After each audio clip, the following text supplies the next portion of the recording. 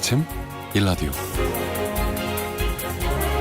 안녕하십니까. 오늘 아침 일라디오 아나운서 오승원입니다. 여러분, 배양육이라고 들어보셨죠? 이제 실험실에서 동물의 세포를 직접 배양해서 고기를 만들어내는 건데요. 미래의 식량난과 축산업으로 인한 환경 문제를 개선하는 데 일조할 것으로 기대되고 있는 시장이죠. 우리나라도 이 시장을 선점하기 위해서 기술 개발이 활발한 것 같은데요. 이번에 국내 연구진이 개발한 소고기 쌀이 주목받고 있습니다. 네, 소고기 쌀이에요. 이 쌀은 세계 최초로 소 세포를 코팅해 입혔는데요. 일반 쌀보다 단백질이 8%, 지방이 7% 더 많이 함유되어 있고요. 밥만 먹어도 소고기 맛을 느낄 수 있다고 합니다. 네, 이게 상용화가 된다면 저개발국 식량 문제나 전쟁 상황, 또 우주 같은 특수하고 제한적인 상황에서 비상용으로 도움이 될 수도 있을 것 같고요. 다이어트 하는 분들 중에도 관심 있는 분들이 있을 것 같은데요. 이 배양육 종류도 많아지고 인식도 조금씩 개선되고 있어서 미래의 밥상은 좀 많이 달라질지 모르겠다, 이런 생각이 드는데요. 그래도 아직 실험실에서 나온 고기가 일반 소비자들에게 받아들여지기까지는 시간이 좀 필요하겠죠. 네, 소고기 쌀은 색깔도 예쁜 분홍색이라고 합니다. 아무래도 좀 근데 분홍색 밥을 먹는 게 약간은 어색함도 있을 것 같긴 하지만요. 불판에 고기 구워서 쌈 싸먹는 즐거움 대체할 수 있을까요? 2월 19일 월요일, 오늘 아침 일라디오 출발합니다.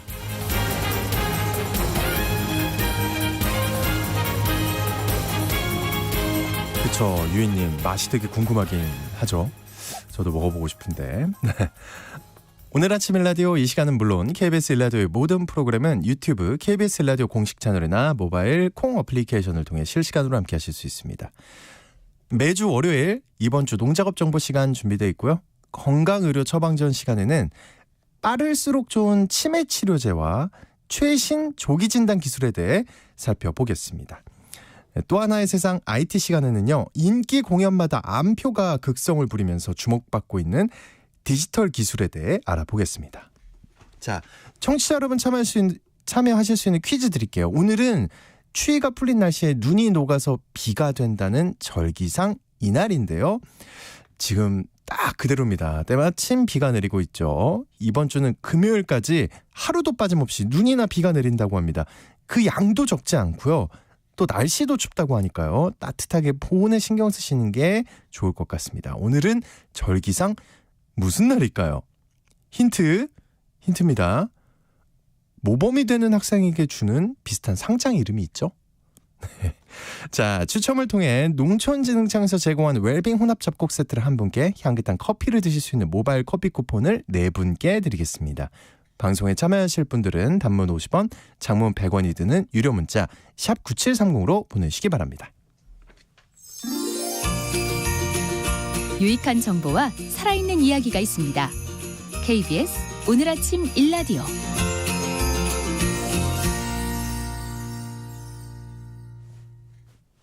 한 주간 농가에서 알아둬야 할 주요 농작업 정보를 전하는 시간입니다. 봄철이 되면 불청객이죠. 미세먼지 황사가 겨울철보다 더 자주 발생하는데요. 시설 재배 농가에서는 볕 부족 현상이 심화돼서 작물들의 생육과 품질에 안 좋은 영향을 미친다고 합니다. 근데 이런 문제를 개선할 수 있는 기술이 개발됐다고 하는데요. 농촌진흥청 대변인실의 정병진 농촌지도관님 전화 연결돼 있습니다. 안녕하십니까? 네, 안녕하세요. 네, 먼저 시설 재배 농가에서 미세먼지나 황사 때문에 얼마나 많은 피해가 발생하는 건가요? 네, 농촌진흥청 연구에 따르면 저온기의 온실 피복제에 먼지가 달라붙어 햇볕의 양이 30% 줄게 되면 열매 채소류의 수확량은 토마토가 27%, 오이는 39%, 고추는 26%까지 줄어들고 멜론의 경우 당도가 1 내지 3브릭스까지 떨어진다고 합니다. 이거 생각보다 피해가 많네요. 자, 그래서 그 광합성 효율을 높이고 좀 생산성과 품질 향상에 도움을 줄 수 있는 기술이 있다고 하던데요. 네, 온실 천장에다 LED 등을 달아서 해가 뜬 뒤 4시간 가량 일정 강도로 빛을 저해주고 해가 뜬 뒤부터 환기 전까지는 한 1시간에서 3시간 연속으로 600ppm 농도로 탄산가스를 공급하는 기술인데요. 네. 최근 고효율 LED 등이 개발이 되고 탄산가스에 대한 농가의 인식 변화에 부응해서 기존 기술의 경제적인 방법을 적용해서 만든 기술입니다. 이 기술 적용하면 어느 정도의 효과가 생기나요? 네, 연구진이 지난해 이 기술을 오이 재배에 적용한 결과 철회하지 않은 식물보다 식물당 오이가 1개 이상 더 달려서 수확량이 최대 35%가량 증가하는 것을 확인했습니다. 앞으로 딸기 농장 적용 결과의 경제성을 분석을 하고 시범사업을 통해서 농가의 기술을 확대 보급해 나갈 계획입니다. 그렇군요. 그 빛을 보충해 주는 것만큼 이 피복제 관리가 중요하다고 하던데요. 네, 맞습니다. 황사와 미세먼지로 부족한 온실의 햇빛 투과율을 높이려면 피복제를 해마다 씻어줘야 합니다. 그래서 장기적으로는 빛의 투과율이 높고 4 내지 5년 동안 사용할 수 있는 폴리올레핀계 필름을 씌우는 것이 좋다고 추천하고 있습니다. 폴리올레핀계 필름이요. 네. 그 좋은 피복제를 선택하고 또 피복제 세척도 좀 잘해주시면 농가 소득 향상될 수 있을 것 같습니다. 이번 주 농업기상 정보는 어떤지 알려주시죠. 네, 우수경칩에 대동강물도 풀린다는 속담처럼 이제 상가들에서 조금씩 봄 소식이 들려오고 있는데요. 이번 주는 목요일까지는 전국 대부분 지역이 흐리고 비 또는 눈이 오겠습니다. 그리고 강원 영동 지역은 금요일까지 이어진다고 합니다. 특히 강원 산간 지역은 장기간 눈이 이어지면서 매우 많은 눈이 쌓일 수 있으니까 각별한 준비가 필요하겠습니다. 기온은 아침이 영하 6도에서 15도, 낮 기온은 2도에서 20도로 평년과 비슷하거나 높겠지만 기온의 변화가 클 것으로 예상이 됩니다. 특히 오늘과 내일은 기온이 평년보다 10도가량 높겠다고 하니 네. 건강관리에 유의하셔야 할 것 같습니다. 야, 저 잘못 본 줄 알았어요. 이 일교차가 이렇게 큽니까? 아침이 영하 6도에서 15도, 낮 기온은 2도에서 20도. 이럴 때 진짜 뭐 감기 걸리지 않도록 조심하시기 바랍니다. 이번 주 농가에서 실천해야 할 주요 농작업 정보 알아볼게요. 먼저 벼농사인데요. 어떤 준비해야 할까요? 네, 본격적으로 벼농사 작업에 들어가기 전에 겨우내 장기 보관했던 트랙터 등 농기계를 깨끗이 청소하고 점검과 정비도 해주셔야겠습니다. 연료 탱크, 연료관, 연결부 등에 균열이 생기면 교환을 해주시고요. 연료 탱크 내에 침전물은 제거한 다음에 연료를 채워주셔야겠습니다.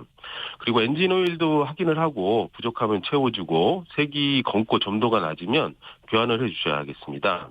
그리고 냉각수, 공기청정기도 확인을 해서 채워주거나 교환해 주시고요. 네.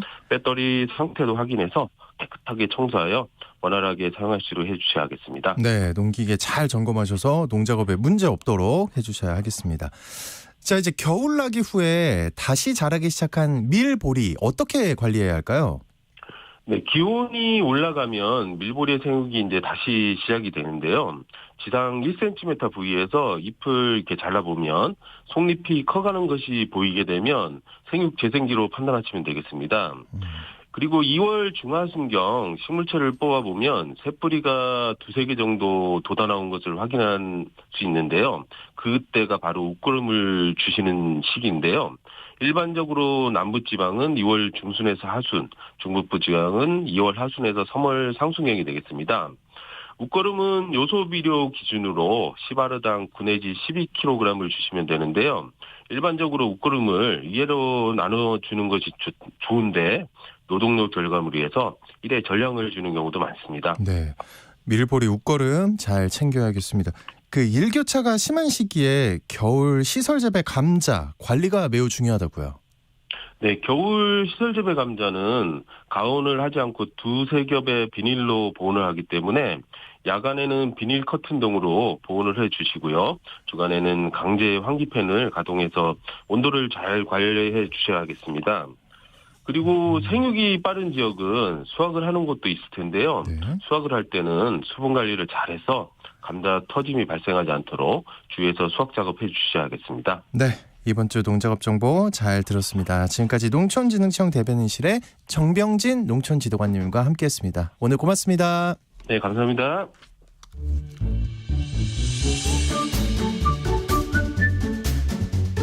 아침을 여는 기분 좋은 습관. KBS 오늘 아침 1라디오.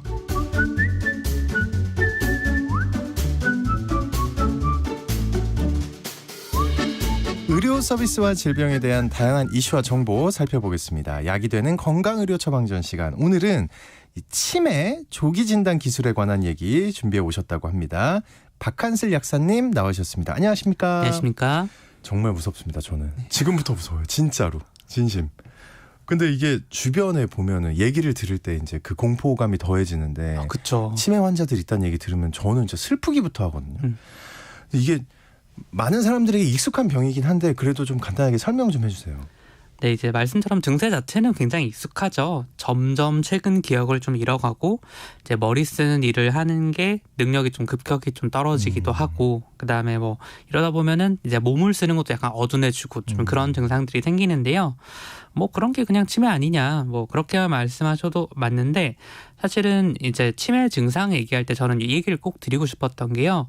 이게 정말로 이런 증상들이 생긴다고 해서 치매인지는 좀 확인을 해봐야 된다는 겁니다. 증상이 있는데, 그러니까 치매 같아 보이는데 치매가 아닐 수도 있다는 거예요. 맞습니다. 네. 이게 어르신들이 갑자기 뭐가 좀 기력도 없고 뭐 기억도 잘 안 나고 뭐 머리도 어둡고 막 이러면 약간 아 이게 내가 치매인가 보다 그냥 막연히 이렇게 생각을 하시고 또 네. 보통은 숨기세요. 이게 치매라는 게 좀 너무 당황스럽고 네. 어려운 느낌이니까. 근데 이게 사실은 그냥 노인성 우울증이라는 이런 질환도 있거든요. 노인성 우울증. 네, 이제 우울증의 보통 대표적인 증상들이 이제 뭐 무기력해진다든지 아니면 또 학업 능력이 좀 떨어진다든지 이런 이 치매와도 유사하게 보일 수 있는 이런 형태인데 일어날 수가 있어요. 그래서 이런 분들은 이제 우울증 약을 드시면 오히려 갑자기 확 좋아지기도 하시거든요. 치매가 아니니까. 네네. 그다음에 꼭 뭐 우울증까지 가지는 않더라도 특히나 이제 어르신들이 갑자기 좀 청력이 많이 떨어지는 경우들이 있지 않습니까? 그러면 이제 우리가 이렇게 지금같이 대화를 하는데 제가 만약에 이제 아나운서님 말씀을 하나도 못 알아들어요. 그런데 이제 뭐라고 다시 좀 얘기해줘 하면 이제 자꾸 하다 보면 좀 면박을 듣거나 아니면 좀 부끄럽게 생각하시니까 못 알아듣고 그냥 아 그래 나는 뭐 저녁에 뭐 했어 이렇게 이제 엉뚱한 말을 하시니까 이걸 가족들이 보기에는 오해하는군요. 네, 우리 어머니가 아버지가 또 요새는 좀 치매가 오셨나 보다. 사실은 이런 것도 그런 보청기 같은 걸로 해결이 좀 될 수도 있거든요. 그러니까 이제 내가 치매라 아니면 내 가족이 치매 같다라고 하면 아 그냥 이제 나이가 있으시니 어쩔 수 없구나 이렇게 생각하고 방치할 게 아니고 가서 공식 진단을 받아주는 게 제일 중요해요. 왜냐하면 예전에는 사실 받아도 뭐 어떻게 하겠어요. 그냥 어쩔 수가 없는데 이런 이제 치매와 유사해 보이는 증상 그러니까 가성 치매라고 하는데 이런 거랑 구분을 해야지 빨리 치매 치료를 시작할 수가 있어서 이제는 약이 나왔거든요. 약이 있어요? 맞습니다. 치료제가? 예, 진짜로 치매 치료제가 있습니다. 오, 너무 좋은 것 같은데. 그러면은 치매가 예를 들어 그러니까 가족들이 알 정도면 어느 정도 진행이 돼 있는 거잖아요. 맞습니다. 그렇죠. 그러면 그걸 되돌릴 수 있는 거예요? 약을 먹으면? 아 이게 참 꿈 같은 얘기죠. 그러면 근데 그래야 아쉽게도 그러지는 못합니다. 그래서 치매가 진행되는 중간에 속도를 좀 늦춰주시면 된다라고 생각하시면 되고요. 속도를 늦춰준다. 네. 네. 지금은 이제 전 세계적으로 나와 있는 약이 딱 하나. 레켐비라고 하는 그런 약이 하나 있는데 요거는 이제 치매 진행 속도를 한 30% 정도 늦춰주더라. 그래서 이러면 그냥 아이 뭐 대단한 거냐 늦춰주는 건데라고 생각하실 수 있는데 치매 진단을 받고 이제 내가 이제 흔히 말하는 이제 정말 말기 치매까지 가는데 한 10년 정도는 걸리거든요. 그렇군요. 그럼 10년에 30%라고 하면은 3년 정도를 내가 좀 온전한 전신으로 벌 수 있는 그런 약이 되는 거죠. 그래서 그런 걸 생각해 보면은 이게 모자라지는 않다 그래도 아쉽지만 더 역전이 되면 좋겠지만 그거까지 안 되지만 그래도 충분히 가치는 있다고 생각하시면 되고요. 네네. 엄청 비싼 거 아니에요, 근데? 네, 그렇죠. 아, 가격이 문제죠. 네. 이게 미국 경우에서는 이제 1년 맞는데 한 3,400만 원 정도가 든다고 하고 약간만요. 네, 약간만. 이게 주사 형태로 맞는 약이거든요. 주사예요, 또. 네. 그러니까 병원 가서 또 약 맞아야 되고 이런 거 보니까 3,400만 원 정도 드는데 이제 작년 말에 일본에도 출시가 됐습니다. 전 세계에서 두 번째로. 일본에 출시했는데 일본에서는 2,700만 원 정도라고 해요. 잠깐만요. 미국이 3,400, 일본이 2,700. 네. 예. 그러면 우리도 아마 일본과 미국의 사이 정도 어느 정도는 이제 예상을 해야 되지 않을까. 네, 그렇게 생각합니다. 근데 이 약이 우리나라에는 왜 출시가 안 된 걸까요? 안타깝네요. 예. 어쨌든 나라마다 약값이 근데 굉장히 지금 2,700에서 3,400? 꽤 네. 차이가 나는 것 같은데요. 제가 느끼기에는. 그 미국이 약값이 비싸다는 얘기는 근데 많이 들었어요. 이거 왜 그런 건가요? 그러니까 이제 그것도 말씀하신 거랑 마찬가지로 왜 우리나라에는 아직 출시가 안 되냐랑도 좀 관련이 있는 건데요. 그래요. 예. 이게 사실 전 세계 모든 국가가 약값이 다 다릅니다. 뭐 당연히 공산품이고 뭐 그럼 나라마다 같아야 되는 거 아니냐 이런 그러니까요. 생각이 드실 수 있는데 네. 사실은 이게 다국적 제약회사들이 가격을 이제 나라의 경제력에 맞게 적당한 가격을 설정해서 그렇습니다. 그래서 우리나라 같은 아니면 일본이라든지 이런 곳은 상대적으로 선진국에 가까우니 그러면 약값이 좀 비싸게 받는 거고요. 이럴 땐 선진국이고 싶지 네. 않네요. 반대로 그러면 이제 돈이 없는 나라, 이제 개발도상국들에서는 이제 어차피 못 사니까 약값을 좀 낮게 받을 수밖에 없는데 이러면 당연히 그런 생각이 들 거 아니에요. 아니 그러면 아까 우리 선진국이니까 아쉽다. 그러면 의료 관광을 가든지 아니면 네. 가서 거기 그 나라 가서 약을 사오면 되는 거 아니냐. 아니면 뭐 무역으로 사온다든지. 그래서 이런 걸 당연히 이제 다국적 제약회사들도 생각을 하기 때문에 네. 이거를 이제 무역 협정으로 막고 있습니다. 다른 나라에서 약을 수입하거나 이런 걸 못하게 막아놔서 가두리로 딱 막아놓은 거예요. 그 나라에서는 그 나라 약값으로만 살 수 있게. 그러니까 이게 이러니까 어떻게까지 되냐면 이제 개발도상국에 우리가 약을 무상으로 공급하는 이런 경우에도 그거 약을 왜 다른 나라에 주니? 안 돼. 이렇게까지도 문제 제기를 하는 거예요. 그러니까 이미 우리가 산 약을 네. 딴 나라에 주려고 해도 그걸 막는다는 거죠. 네. 그런 경우도 갈등이 생길 정도로 좀 너무 좀 심하지 않나라는 생각이 좀 들어서 이거는 좀 해결됐으면 좋겠지만 어쨌든 그래서 약값이 전국적으로 전국적으로 그 전 세계적으로 네. 다르다고 이해하시면 될 것 같습니다. 씁쓸하네요. 네. 예, 어쨌거나 이제 다시 치매 얘기를 좀 해보면 그 치매 진행을 늦추는 치료제가 이게 근데 얼마 전 허가받은 거예요? 정확하게는 허가 자체는 작년 초쯤에 받은 거고 얼마 안 됐군요. 네. 그 이제 실제로 유통하고 사용한 경험은 그렇게 많지는 않고요. 이제 어쨌든 이렇게 약이 나왔으니 이제 올해에서는 이제 좀 다른 소식을 전해드리고 싶어서 이제 찾다 보니까 이게 정말로 조기 진단을 할 수 있는 기술이 나왔더라고요. 기술이 나왔어요. 네. 조기 진단. 그럼 정확하게 이제 되는 거예요?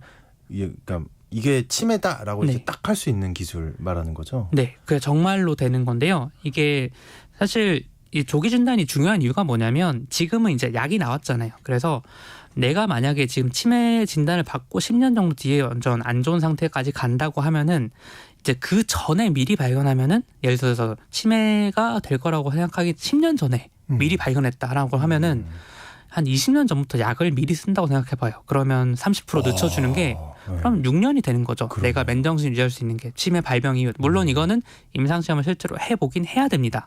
그런데 일찍 발견할 때 훨씬 더 좋아지는 거긴 하죠. 네네. 그러니까 이제 요거를 어떻게 하면 좋을까 해서 중국에서 연구를 해서 정말로 나왔습니다. 정말 확인할 수가 있는 거예요. 네. 예. 그 어떤 방법인가요? 좀 이게, 설명을 해주세요. 예. 어떤 식이냐면요. 이제 중국의 상하이 쪽에 있는 이제 네. 푸단대학교라는 곳이 있습니다. 푸단대학교. 이거 여기가 유명한 대학 아닙니까? 맞습니다. 네. 전 세계적인 명문대 중에 하나인데 네. 여기서 이제 어떤 걸 했냐면 우리가 건강검진 같은 거 가면은 혈액검사 결과 종이 엄청 길게 막 이렇게 받잖아요. 네, 그쵸, 예. 처음 보는 영어 약어도 막 많고 하는데 이거는 간수침이다. 이거는 뭐 혈압입니다. 이런 거 알려주잖아요. 네네. 근데 이게 사실은 혈액에 담겨 있는 정보 중에는 극히 일부입니다. 그 긴 것도요. 야, 그럼 얼마나 많이 담겨 있길래? 그러니까 예. 우리 인간의 혈액에는 보통 단백질이 한 2,000에서 3,000개 정도가 있다고 해요. 근데 그러면 당연히 이 많은 단백질들이 정확하게 무슨 영향을 미치는지 무슨 기능을 하는지는 잘 모르는 거죠. 그래서 이제 요걸 잘 연구해 보면은 치매가 있는 사람한테는 이 단백질이 더 많겠구나. 이런 걸 확인할 수가 있겠죠. 네네. 그래서 이제 그걸 해야 되는데 사실은 한 번 더 들어가야 됩니다. 뭐냐면 이제 전국에 지금 치매 환자들 다 모아서 확인을 해봤어요. 그랬더니 그러면 이제 치매 환자분들이 공통점을 찾았습니다. 매일매일 밥을 먹었어요. 이건 참 안 되잖아요. 이러면 그러니까 네. 지금 당장 치매 환자들의 공통점을 가지고 있는 게 아니고 치매에 걸리기 전에를 확인해야 되는 거예요. 조기 진단을 하면. 이건 그냥 들어도 어려운데요? 그렇죠. 진짜 네. 어려운 거예요. 어떻게 그걸 예측을 해요? 그래서 이 사람들이 어떤 걸 했냐면 이미 오래전부터 일반 사람들의 피를 뽑아서 이제 이런 단백질이 있더라는 걸 다 조사를 해놨습니다. 네. 그러면 기다리는 거죠. 이제 이 시점에서 10년 전에 이 전체 인구 일부를 뽑아서 확인해 놓고 10년쯤 지나서 이 중에 치매는 누가 걸렸냐. 이야. 그걸 확인해 보니까 오래 걸린 거예요. 이런 걸 하는 게. 오래 걸리겠네요. 네, 그래서 확인해 보니 딱 4개 정도 찾았습니다. 정말로 확실히 있어는 4개인데 예. 미리 말씀을 드리지만요. 네. 이걸 듣고 기억하라고 하는 그 이름이 이런 게 있다만 설명드리는 거예요. 이제 네네네. GFAP, 그다음에 NEFL, 네, 어차피 기억 못해요. 네, GDF15, 그다음에 LTBP2 뭐 이런 단백질들이 있습니다. 네. 기억하지 못하니까 그냥 4개를 찾았다 생각하시면 되는데 4개가 있다. 네. 이거는 이제 치매 환자분들이 치매에 걸리기 전에, 그러니까 정상이던 시점에 이런 단백질을 많이 가지고 있다는 거예요, 이 사람들이. 그럼 반대로 말하면 나중에 10년이 지났어도 치매에 걸리지 않은 사람들은 이런 단백질이 적었겠죠. 그러면 이제 요 4가지 단백질을 확인할 수 있는 그런 키트나 아니면 테스트를 만들어 놓으면은 이 사람들이 정말로 할 수 있지 않겠냐라고 생각을 한 거예요. 근데 이게 단백질이 얼마나 많겠어요. 2,000, 3,000개가 있다고 했는데 이 중에 요 4개를 골라내는 데 쓰인 기술이 인공지능입니다. 예? 거기 네. 인공지능이 어떻게 들어가요? 네. 그래서 내가 A라는 사람이 단백질이 3,000개가 있고 B라는 사람도 3,000개가 있는데 A는 나중에 치매를 걸렸고 B는 나중에 안 걸렸다. 그러면 이 두 사람 단백질을 비교하는 거예요. 그런데 사실은 이 4가지 단백질 말고도 차이가 많겠죠. 그럴 것 같은데. 그러니까 그 많은 환자에 대해서 어떤 단백질이 얼마나 차이가 나는지를 쫙 분석을 하는데 사람이 하기 힘드니까 이걸 기계한테 시킨 거죠. 예. 그래서 발견한 게 4개인 거고요. 이래서 이제 그러면 얼마의 정확도로 어떻게 예측할 수 있냐라는 게 중요하잖아요. 높을 것 같은데 생각해 보면. 그렇죠. 예, 예. 그 기계의 도움으로 우리가 발견한 건데 이렇게 해보니 치매 발병으로부터 10년 전에 요 4개 단백질 가지고 예측을 하면 치매 발견하는 걸 90%까지 예측을 할 수가 있다는 거예요. 야, 근데 얘기 듣는데 좀 무섭네요. 왜냐면 내가 지금 피 검사를 했는데 네. 예를 들어 이 검사를 했어요. 근데 지금 이걸 발견한 거야. 그럼 얼마나 무서울 거예요. 그것도 그렇죠.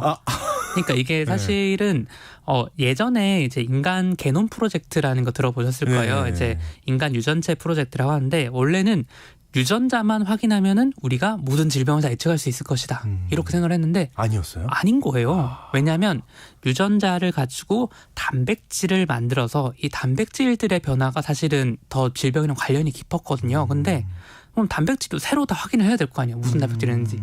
그거를 하는 과정에서 이런 걸 사이드로 발견을 하게 된 거죠. 그래서 원래는 이 목적으로 그 많은 단백질, 사람들 괜히 불러서 피를 뽑아서 단백질 검사를 왜 했겠어요. 그러니까요. 막 네. 10년을 추적하면서. 예. 그래서 이제 이런 걸 지금은 이제 치매에 대해서만 발견을 했지만 나중에는 정말 이제 다른 질병들에서도 쉽게 할 수가 있을 거고요. 이런 연구가 또 다른데 어떤 영향을 미치냐면 지금은 사실 치매 예방 방법을 잘 못 찾고 있습니다. 그렇다면서요. 네. 이게 정확한 원인을 모른다면서요. 네. 그럼 왜 그러냐면 이 사람들이 치매가 걸릴지 안 걸릴지를 모르잖아요. 지금은. 그런데 4가지 단백질을 가지고 이 사람 치매 걸릴 확률이 90%다 예측이 되었으면 이제 그 사람들만 대상으로 어떤 사람은 뭐 그리스식 식단을 해보고 어떤 사람은 저염식을 해보고 뭐 어떤 사람은 이제 오히려 우리나라 동양 한식을 해보고 해서 그러면 식단 차이로 치매 확률이 얼마나 바뀌는지를 이제 알 수가 있는 거죠. 그럼 굉장히 좋네요. 네, 이런 예방적인 효과까지도 우리가 충분히 고려할 수 있기 때문에 이 조기 진단 기술이 정말 중요하다고 생각할 수 있고 아직은 제품이 나오지는 않은 상태입니다. 논문만 나온 거예요. 그래서 이런 걸 할 수 있는 거는 아마도 5년 정도 안에는 나올 거라고 생각이 되고 그러면 그때부터는 이제 정말 내가 10년 뒤에 치매에 걸릴 수 있을지 아닐지를 조금 판별이 되지 않을까. 이런 생각을 드릴 수 있습니다. 일단 정확히 아는데 5년. 네. 그리고 10년 뒤에 정말로 치매되는지는 이제 90%. 네. 그 다음에 11년 차에 약이 딱 나왔으면 좋겠어요. 5년, 네. 10년, 11년. 네. 알겠습니다. 오늘 건강의료 처방전 시간 치매 조기 진단 기술에 대해 얘기 나눠봤습니다. 박한슬 약사님과 함께했습니다. 오늘 고맙습니다. 감사합니다.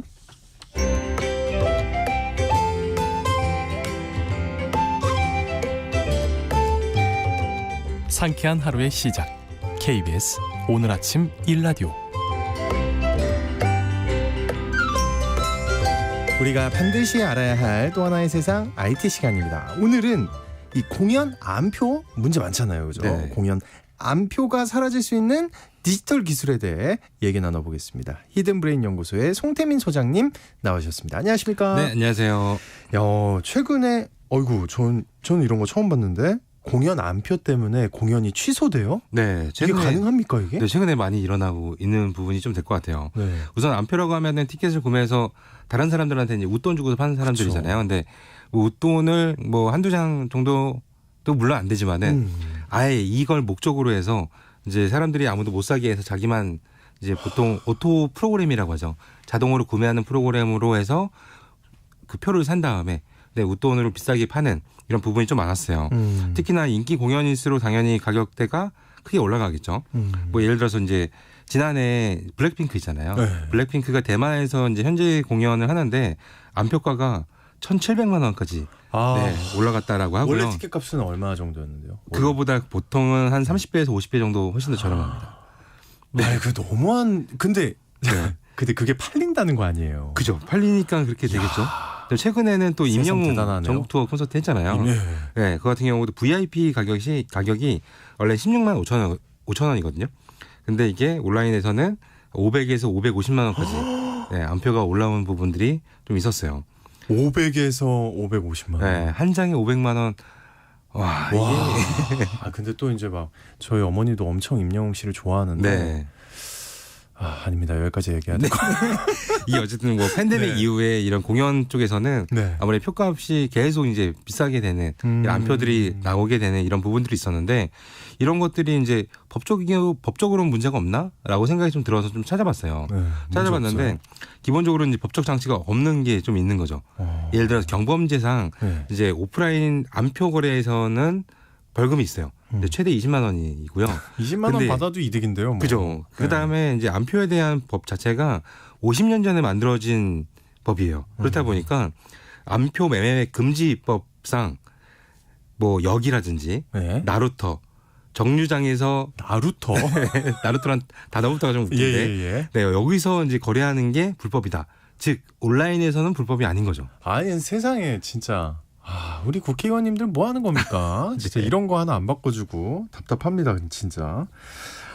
어쨌든 저는 안표가 너무 얄밉거든요. 네, 맞아요. 네, 저는 이제 야구를 좋아해서 가끔 야구장 가려고 하면 꼭 안표 아니면 구할 수가 없어요. 네. 그리고 먼저 저 궁금한 게 네. 요즘 다 인터넷으로 예매하잖아요. 그죠, 그렇죠? 맞아요. 근데 저도 시간을 지켜서 뭐 이렇게 뭐라 그래야 되죠? 뭐 디지털 시계라 그러나 네네. 뭐 정확한 그 시간 해서 수강 신청하듯이 예전 대학 때 딱 들어가도 없어요. 티켓이.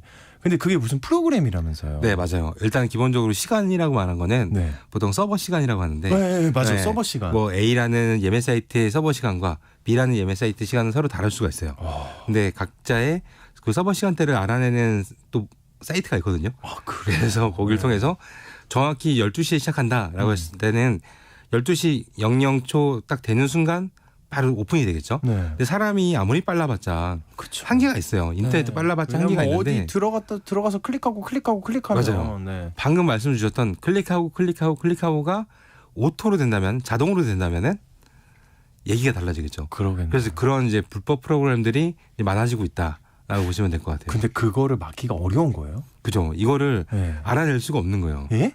이게 그러니까 그 회사 측에서도 이게 사람이냐 아니냐라고 판단을 해야 되는데 보통은 일률적으로 이제 뭐 좌표값으로 모니터를 잡는다고 봤을 때 뭐 X 값이 뭐 30이고 Y 값이 100이다.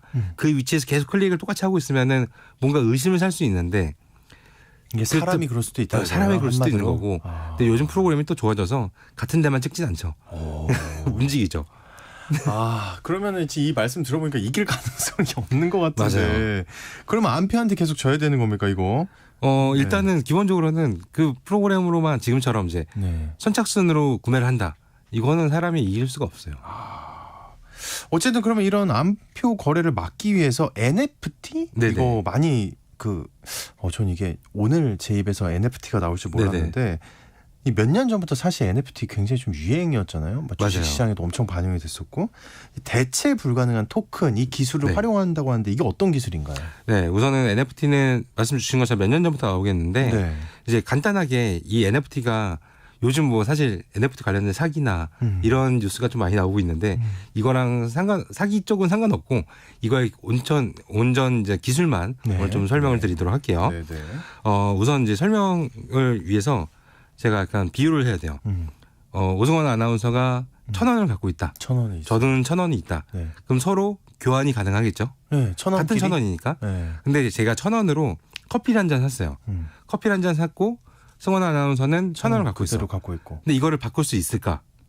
네. 만약에 제가 이 커피가 아니라 미술 작품이었다라고 봤을 때는 이 값어치가 떨어질 수도 있고 올라갈 수도 있잖아요. 그렇죠. 네, 그때부터는 대체 불가가 불가능한 거죠.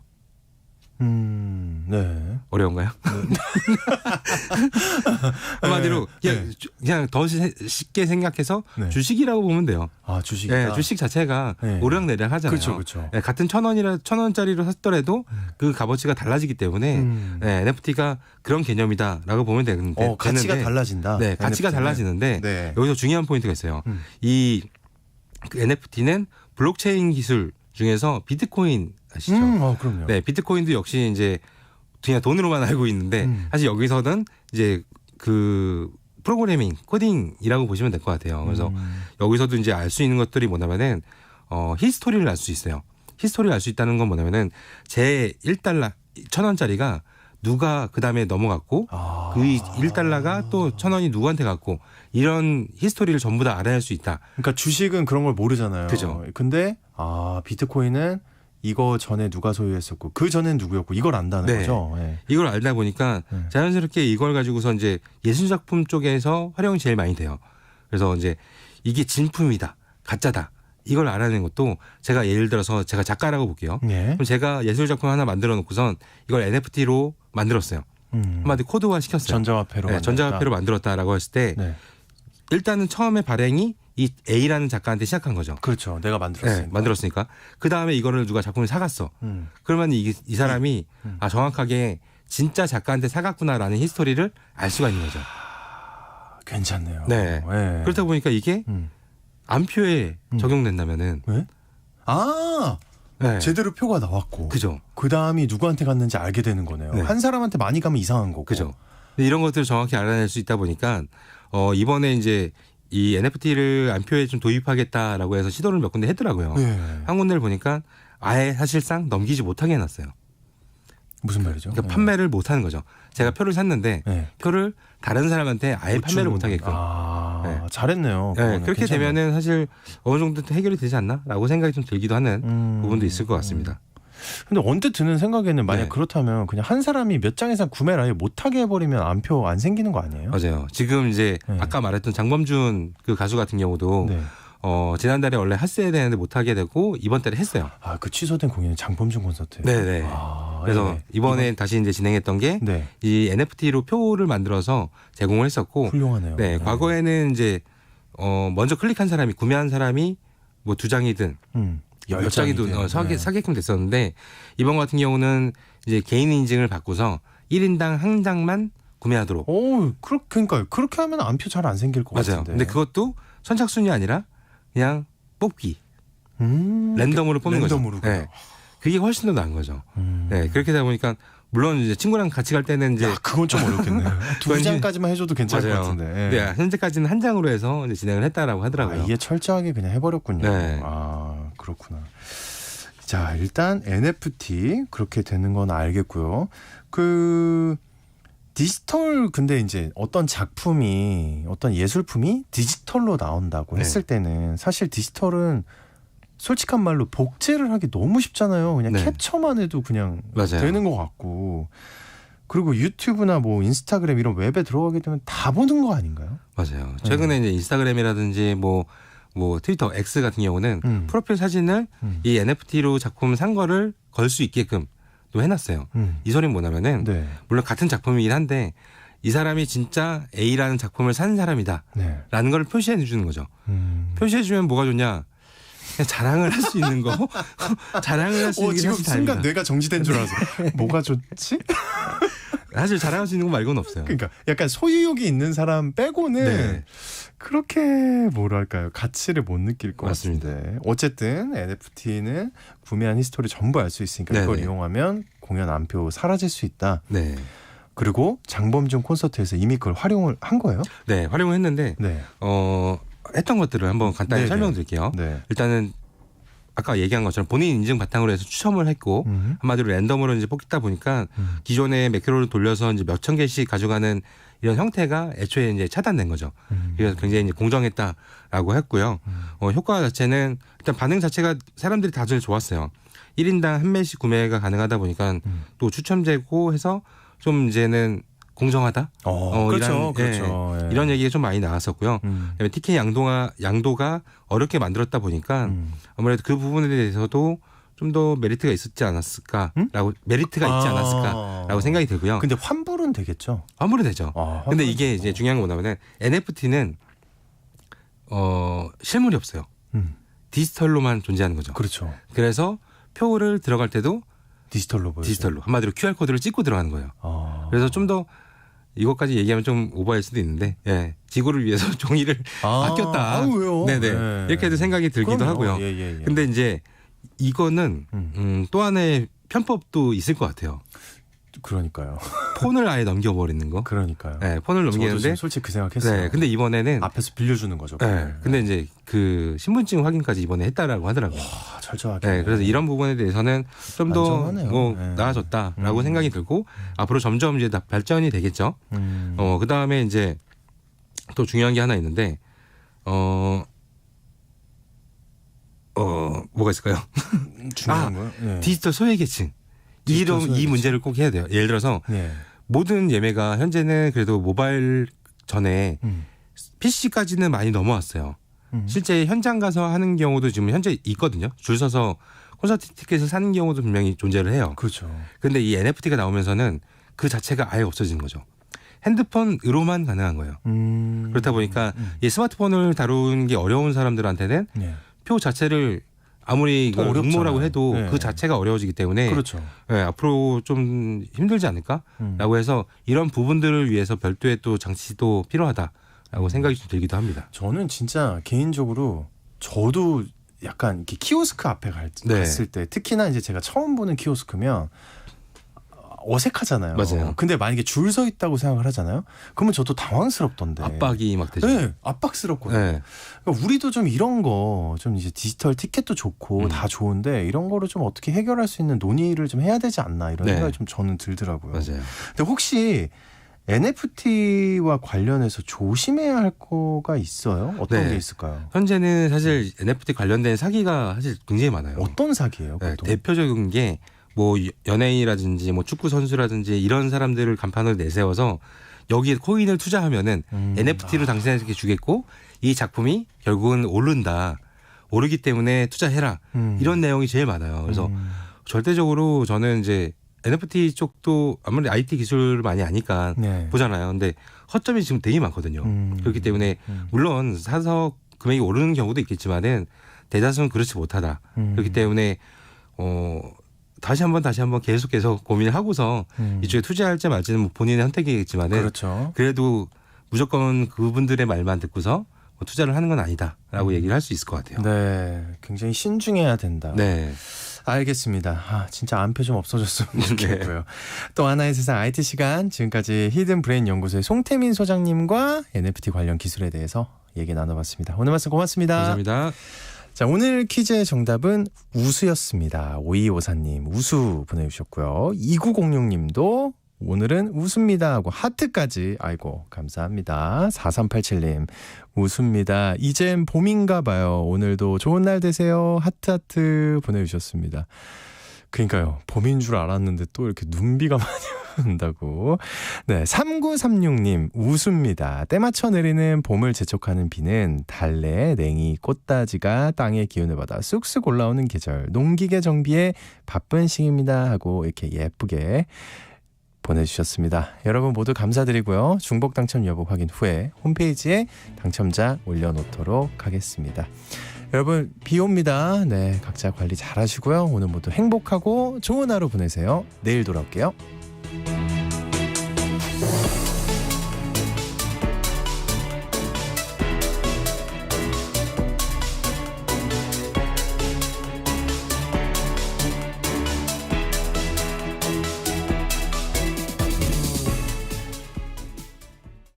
여보, 올해 공익직불금 신청이 2월 1일부터 4월 30일까지래요. 2월 1일부터 2월 29일까지는 지난해와 변동사항이 없는 농업인을 대상으로 휴대폰으로 신청하도록 문자가 온다고 하네요. 안내